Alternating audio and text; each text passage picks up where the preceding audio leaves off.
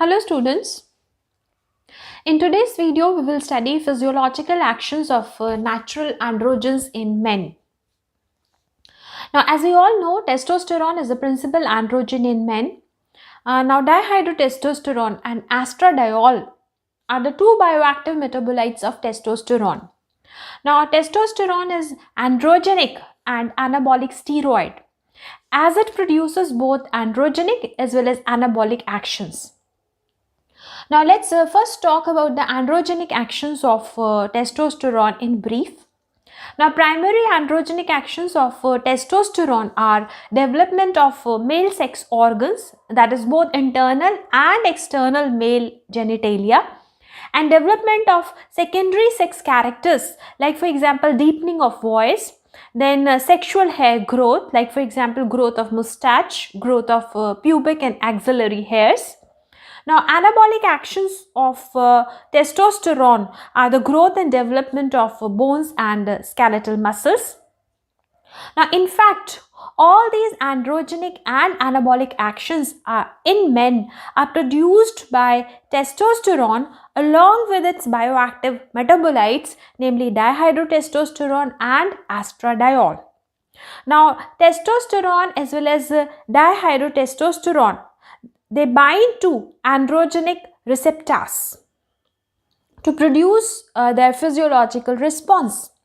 Now, testes produces around 5 to 12 milligram of testosterone daily, and 5 to 10% of this testosterone is converted to a more potent androgenic metabolite, that is dihydrotestosterone, in liver and prostate gland by the enzyme 5-alpha reductase.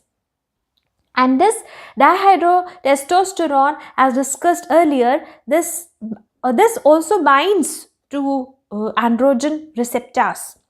Now, apart from this, 0.2% of testosterone is converted to estradiol by an enzyme cytochrome P450 aromatase. Now, this enzyme is found to be present in testes, liver and adipose tissue. Now, estradiol produces its action by combining with the estrogen receptors. Now, let's discuss physiological actions of testosterone, dihydrotestosterone and estradiol one by one. Now, let's first talk about physiological actions of testosterone. Now, most important is to remember that testosterone is a principal androgen, and it produces both androgenic as well as anabolic actions. Now, androgenic actions of testosterone includes development of internal genitalia and development of secondary sex characters. Now, in utero, that is in uterus, during gestation, during the early intrauterine growth, Wolffian ducts differentiate into internal genitalia. That is, it differentiates into fetal epididymis, seminal vesicles and vas deferens. Now, apart from this, there is a development of secondary sex characters which include growth of larynx and deepening of voice. Now, testosterone also induces changes in behavior in the men, that is increased physical strength, then male aggressiveness, then penile erection and activation of libido. Now, testosterone is also essential for spermatogenesis and maturation of spermatozoa. Now, anabolic actions of testosterone include development of bones and development of skeletal muscles. Now, testosterone is required for epiphyseal bone growth, resulting in pubertal growth spurts in boys and also in girls during puberty, and thus the bone grows in thickness as well as in the length. Now, testosterone also induces mineralization of bones, and the bones, they become wide and strong. Now, apart from this, testosterone stimulates protein synthesis and thus promote muscle mass and strength, and subcutaneous fat also reduces. Now, testosterone also stimulates the process of erythropoiesis, that is RBC formation, by increasing erythropoietin a hormone required for the synthesis of RBC, and also stimulate heme synthesis, and this increases hemoglobin concentration in men. Now talking about dihydrotestosterone. Dihydrotestosterone is a more potent androgenic metabolite of testosterone. Now, dihydrotestosterone is essential for formation of external genitalia in men during gestation and its maturation during puberty. Dihydrotestosterone also stimulates development of secondary sex characters and thus exhibits primarily androgenic actions.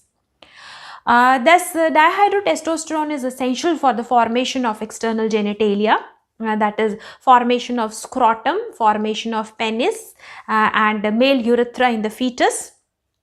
Further, there is a maturation of external genitalia during puberty. Now, glans penis enlarges in length and width. Scrotum becomes rugated, that is rough and wider. Prostate begins to produce its secretion that contributes to the semen. Now, apart from this, dihydrotestosterone stimulates development of seminiferous tubules that produces sperms, and high levels of dihydrotestosterone can causes prostatic enlargement in old age, that is age more than 60 years, leading to benign prostate hyperplasia and prostate cancer. Now, like testosterone, dihydrotestosterone also induces behavioral effects in men, and the skin becomes very coarse and oily due to the production of excessive sebum, and this can lead to the development of acne. Now, dihydrotestosterone stimulates sexual hair growth during puberty. Initially pubic and axillary hair, and then body and facial hairs. And in older men, that is age more than 40 years, dihydrotestosterone causes male pattern baldness. That is, high level of dihydrotestosterone can shrink the hair follicles, causing male pattern baldness. Now, talking about estradiol. Estradiol exhibits anabolic actions, and it is essential for the development of bones. Now, estradiol and not testosterone is responsible for the fusion of epiphysis, that is epiphyseal closure after puberty in boys as well as in girls, leading to halt of linear growth. Now, it further mediates mineralization of bones and thus increase the bone density. Now, estradiol activates male libido. It plays a very important role in sex arousal, and estrogen receptors and aromatase enzymes are abundant in the brain. So, this is in brief on physiological actions of testosterone, dihydrotestosterone and estradiol in males. Now, if you find the video useful, kindly like, subscribe and share this video. Thanks for watching this video.